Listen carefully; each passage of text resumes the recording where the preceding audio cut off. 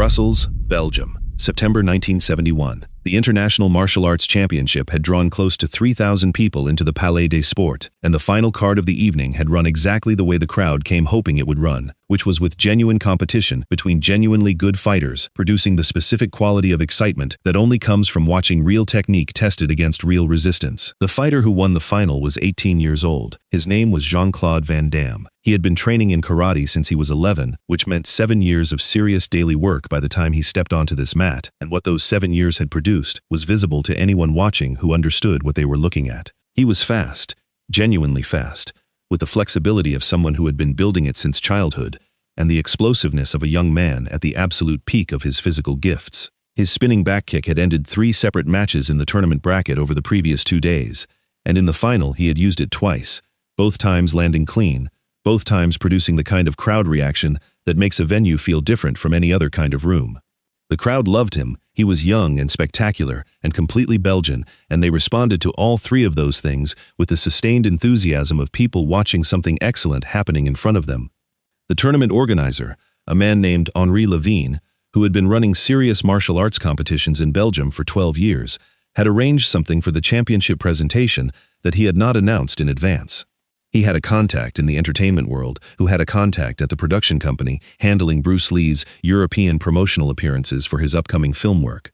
Through 4 handshakes and 2 phone calls and a significant amount of goodwill from multiple directions, he had secured Bruce's agreement to appear at the championship and present the trophy personally. It was a genuine coup. Henri had not told anyone. When the announcer said Bruce Lee's name over the PA system and asked him to come to the mat, the Palais des Sports produced the sound that large rooms produce when 3,000 people receive something they wanted without knowing they were going to receive it. The sound built from the sections closest to the entrance and moved backward through the building, that wave of recognition that starts with the people who can see and spreads to the people who can only hear. Bruce walked out from the side entrance wearing a dark jacket, no particular fanfare, moving the way he always moved, with the quality that cameras partially captured and rooms understood completely. He crossed the mat toward the center, where Jean-Claude was standing, still breathing from the final match, the specific controlled breathing of someone who has just been through something physically demanding and is managing the recovery professionally. He was 18 years old and had just won the championship of an international tournament, and the crowd was still on their feet for him. Bruce reached the center of the mat. He brought his hands together and bowed, the formal bow of one martial artist to another, complete and unhurried. Jean-Claude looked at him. He did not bow back. He stood with his arms at his sides and his chin slightly elevated, and an expression on his face that was not the warm acknowledgement the moment called for. It was something cooler and more considered, the expression of someone who has decided something and is holding the decision. The crowd registered the refused bow the way martial arts crowds register these things, which is immediately and with specific weight. The murmur that moved through the Palais des Sports was not confused exactly. It was the sound of people who understood what they had just seen and were waiting to find out what it meant. Henri Levine, standing at the mat's edge with the championship trophy in his hands, looked between them with the expression of a man who has organized something carefully and is watching it go somewhere he did not organize. Bruce held his position for a moment, still smiling slightly, giving the boy room to complete the gesture if he was going to. Jean-Claude reached for the announcement microphone on its stand at the mat's edge. He took it without asking. He spoke in French first, which was right for the room, and then he said it again in English, because even at 18, he understood that English was the language that traveled. He said, "I've been training since I was 11 years old. 7 years, I have competed at every level available to me in this country, and I have won this tournament against serious opponents over 3 days. This is a real achievement in a real discipline." He looked at Bruce. "You make movies. I've seen them. The kicks are impressive, but I know the difference between what happens on a film set and what happens on a competition mat. The people in this building know the difference too." He said, "I mean no disrespect, but I trained for 7 years for this moment, and I want it to mean something real." The crowd had split in the way crowds split when something unexpected has developed that touches real things. Some people murmuring in discomfort, some watching with the specific attention of people witnessing something unscripted and real. Bruce stood through all of it with the same quality of attention he brought to anything that required it. Patient and complete, and reading something in the young man's posture and voice that went beyond the words. When Jean-Claude paused, Bruce said, "May I respond?" He said it without a microphone, his voice carrying through the specific quality of presence he had in rooms. the voice of someone who had been projecting clearly in physical spaces for 20 years. Jean-Claude said, "Yes." Bruce said, "You're right. That film technique and competition technique are different things. That's a real distinction, and I won't argue with it," he said. "But you're assuming that because I've made films, I haven't trained or tested what I do outside of film." That assumption is the one I'd push back on. Jean-Claude's jaw tightened slightly. He said, "Then prove it." He said it clearly, into the microphone, and the Palais des Sports produced the specific sound of 3,000 people understanding simultaneously that this had become something different from what was on the program. Henri Levine stepped forward with his hands raised slightly, the body language of an organizer who sees his event going somewhere he cannot follow. Bruce looked at Jean-Claude for a long moment. He said, "If that's what you want, but understand something first." Jean-Claude said, "What?" Bruce said, "You're 18 years old, and you won this tournament, and both of those things are real. I'm not going to approach this with less than I have just because of your age, or because this was supposed to be a trophy presentation. If we do this, you get the real version." The crowd's sound changed again. The energy in the building shifted from the uncertain murmuring of people watching something uncomfortable to the charged attention of people watching something significant. Jean-Claude said, "I've competed 43 times. I'm not concerned." He set the microphone down and stepped back into his fighting stance. The same stance that had won him this tournament and every competition before it, the stance that his 7 years had made automatic and correct and real. The arena's competition referee, who had been watching from the mat's edge, stepped between them. He said, in French and then in English, "Exhibition format. Light contact. Either fighter stops it. I stop it if I need to." Both of them acknowledged this. The referee stepped back. Subscribe right now, because what happens in the next 5 seconds is what gives this story its title, and the 5 seconds after that are why 3,000 people fell completely silent. Jean-Claude moved first. He came with the spinning back kick that had won him 3 matches in the tournament, his best technique, thrown with the genuine speed and commitment of someone who had drilled it 10,000 times. It was a real technique, real power, real speed, real intention. Bruce moved inside the rotation, not sideways, inside, into the space that the kick's arc was designed to protect, where the kick had no power because the leg was completing rather than extending. And from that inside position his right palm found Jean-Claude's left shoulder as the spin completed. One contact, light and specific, held for a count. Jean-Claude completed his stance and turned. 2 seconds total, 1 clean touch. The Palais des Sports made a sound. Not the roar of a crowd watching a knockout, something more specific. The sound of 3,000 people watching something that required recalibration and doing the recalibration in real time. Jean-Claude's expression had changed, not anger yet. The more honest expression of someone who has just received information they didn't have before and are processing it. He came again. Front kick this time, using reach and distance, trying to control the geometry of the exchange. Fast and technically correct. Bruce stepped sideways, the minimum required, and as the kick extended fully, his hand found Jean-Claude's shoulder before the leg had recovered. 2 contacts, 4 seconds. Jean-Claude reset. His breathing was controlled, but his face was doing something more complicated than the face he had brought onto this mat. He came a 3rd time, the jab cross-kick combination he had used in the semi-final, to score the decisive point. 3 connected techniques, each setting up the next, thrown at genuine competition speed. Bruce moved through the combination, inside the jab, his head angling through the gap between the first and second techniques, and at the end of the cross, which had found nothing, his palm touched Jean-Claude's chest. 3 contacts, 7 seconds. The Palais des Sports fell silent. Not completely, but close enough to complete that the referee's next breath was audible. 3,000 people who had come to watch their young champion receive his trophy were watching something that had moved entirely outside any category they had prepared for the evening.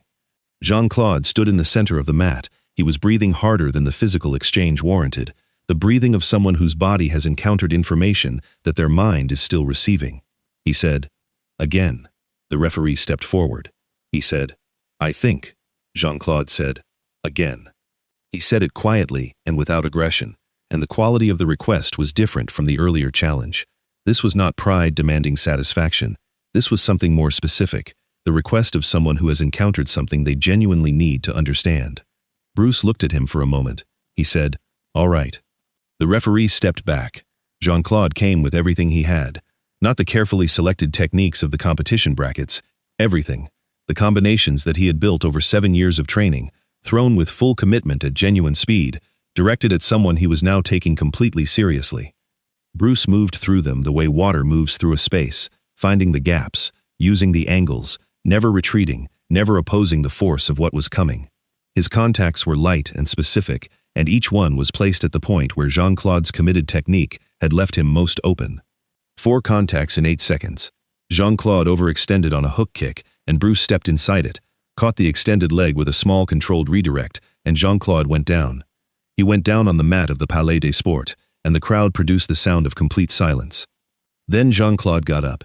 He came up fast, with the physical courage of someone who has been serious about a physical discipline since he was 11 years old, and he came up looking at Bruce with an expression that had no more performance in it, no championship pride, no audience awareness.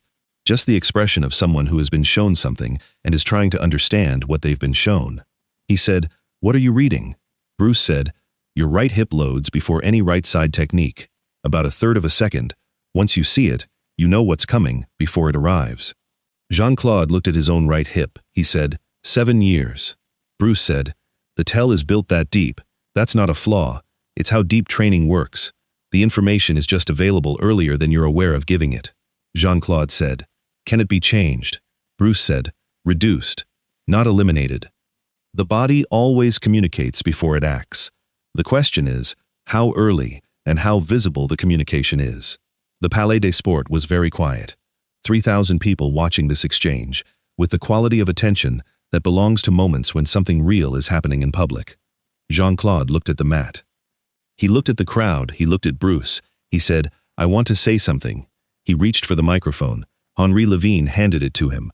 Jean-Claude said, in French and then in English, "I said before that I knew the difference between what happens on a film set and what happens on a mat. I said that with confidence in front of everyone here." He said, "I was wrong about the specific claim I was making. What just happened showed me I was wrong. I'm saying that here because I said the other thing here." He said, "I owe an apology for how I started the evening." The crowd responded. The specific warm sound of 3,000 people watching something difficult done honestly. Henri Levine stepped forward with the trophy. Jean-Claude took it. He held it for a moment. Then he looked at Bruce. He brought his hands together. He bowed. The full formal bow, complete and given entirely. Bruce returned it. Same depth, same duration. The Palais des Sports answered with the warmest response of the entire evening. Later, when most of the crowd had gone and the arena was returning to the quiet space between events, Jean-Claude found Bruce near the exit. He said, "The hip tell, is that something I can work on specifically?" Bruce said, "Yes. The correction starts earlier than the hip. The hip loads because of a weight transfer that precedes it. Address the weight transfer and the hip becomes smaller." Jean-Claude said, "How long?" Bruce said, 6 months before it's meaningfully smaller. Longer before it's reliable." Jean-Claude said, "My technique will be worse while I'm correcting it." Bruce said, "Yes. The correction costs before it pays." Jean-Claude said, "That's honest." Bruce said, "You asked an honest question." Jean-Claude stood with this for a moment. He said, "What you showed me tonight, the reading, the way you were inside the technique before the technique arrived." Bruce said, "Yes." Jean-Claude said, "Can that be trained?" Bruce said, "It's what training is for, not the techniques. The attention that comes before the techniques." Jean-Claude said, "How long for that?" Bruce said, "Longer than 6 months." Jean-Claude said, "Years." Bruce said, "Years, but you start getting useful versions of it much earlier if you're working on it deliberately." Jean-Claude looked at the trophy he was still holding. He said, "I've been training since I was 11. Bruce said, "I know." Jean-Claude said, 7 years, and I thought I understood how much there was to understand." Bruce said, 7 years gives you a real foundation. The foundation is not the building." Jean-Claude said, "No." He said it with the specific quality of someone who has genuinely received something and is acknowledging the receipt. He said, "I came out here tonight thinking I was the most serious person on this mat." Bruce said, "You are serious. That's visible." Jean-Claude said, "But." Bruce said, "But serious and complete are different things. Serious is how you start. Complete is what you're working toward." He said, "You're 18. You started at 11. The math says you're exactly where you should be." Jean-Claude said, "Where is that?" Bruce said, "At the beginning of understanding what the beginning is." Jean-Claude looked at him. He said, "Thank you for not walking away when I refused to bow." Bruce said, "You made a public claim about something you hadn't examined. I don't walk away from those." He said, "I don't mind disagreement. I mind unexamined certainty." Jean-Claude said, "That's what I had." Bruce said, "You had it, and then you tested it. That's more than most people do." He said, "You got the answer on a mat in front of 3,000 people, which is uncomfortable, but it's also unmistakable." "You can't argue with what happened tonight." Jean-Claude said, "No," he said, "I was there." The last of the arena lights were going off in sections, the building returning to darkness in stages. Jean-Claude said, "The weight transfer before the hip. Show me specifically where in the sequence it starts." Bruce showed him, standing in the corridor under the exit lights, specifically and without holding anything back. He walked Jean-Claude through his own initiation sequence from the earliest readable signal forward, showing him what it looked like from outside, explaining what each moment communicated.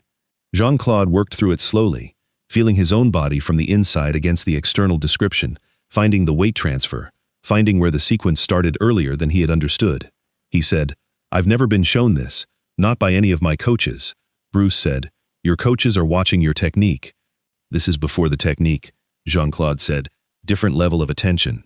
Bruce said, "The attention that comes before the technique is where the real information lives. Most people never train that level because they don't know it exists." Jean-Claude said, "And you spent 20 years training it." Bruce said, "I'm still training it." Jean-Claude said, "You're 30 years old." Bruce said, "Yes." Jean-Claude said, "And you're still in the middle of it." Bruce said, "Always." He said, "The day you think you've arrived is the day the real work stops." Jean-Claude was quiet for a moment.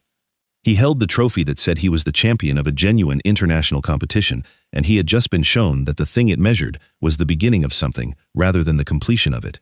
He said, "I'm going to work on the weight transfer." Bruce said, "Good." Jean-Claude said, "And the attention." Bruce said, "That will take longer, but it's worth more." Jean-Claude said, "I believe you." He said it simply, the statement of someone who has been shown something and has accepted the showing. Bruce put his jacket back on. Jean-Claude said, "One more thing." Bruce said, "Yes." Jean-Claude said, "When you refused to walk away, when I refused to bow, and you stayed on the mat, and you said, 'If that's what you want.'" He said, "Why?" Bruce said, "Because you said something false about something you hadn't examined, in front of 3,000 people. The honest response to that isn't to walk away." He said, "You earned what happened tonight by asking for it in public." The honest version of the answer had to be in public too. Jean-Claude said, "And what I said before, about you making movies." Bruce said, "You said what you believed." Jean-Claude said, "I said what I believed, without any information to support it." Bruce said, "Yes." Jean-Claude said, "That's the kind of mistake that's worth making in public." Bruce said, "Why?" Jean-Claude said, "Because you can't quietly revise something you said publicly. You have to revise it the same way." Bruce looked at him. He said, "Yes." He said, "That's exactly right." He said, "Most people try to quietly revise public mistakes. That leaves the original statement standing while the revision is invisible." He said, "You said the correction into the same microphone you said the mistake into. That's harder, and it's righter." Jean-Claude said, "It costs something." Bruce said, "Everything that matters costs something." He said goodnight and walked through the exit. Jean-Claude stood in the corridor with the trophy for a while after that, in the specific quiet of a building that has finished its evening and is empty now, except for the things that happened in it. The newspapers the following morning wrote about the tournament, about the young champion's impressive record, about the unexpected appearance of Bruce Lee at the trophy ceremony. Several of them mentioned the exchange on the mat, describing it in the specific inadequate way that print found for things that required being present to fully understand. None of them mentioned what happened in the corridor afterward, the 20 minutes of specific technical conversation between a 30-year-old and an 18-year-old in the exit corridor of a sports venue, where the real instruction of the evening happened without any audience.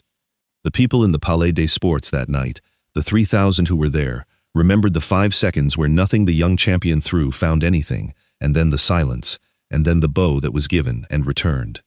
They remembered those things the way you remember things that happened in front of you, that you could not have prepared for, and that changed something small in how you understood something you thought you already understood. Jean-Claude Van Damme went on to train seriously for many more years. He developed a career that anyone who watched him that night in Brussels would have predicted was coming. But the people who knew him during the years that followed sometimes noticed a specific quality in how he talked about learning and about training, a humility that had a particular texture to it, the texture of someone who had found out early, and publicly and completely, that the thing they were doing had more in it than they had understood when they were doing it. Nobody who knew where it came from was surprised. Subscribe if this story was worth your time. Tell me in the comments what you think Jean-Claude was thinking in the moment he looked at his own right hip and tried to feel the weight transfer. I read every one.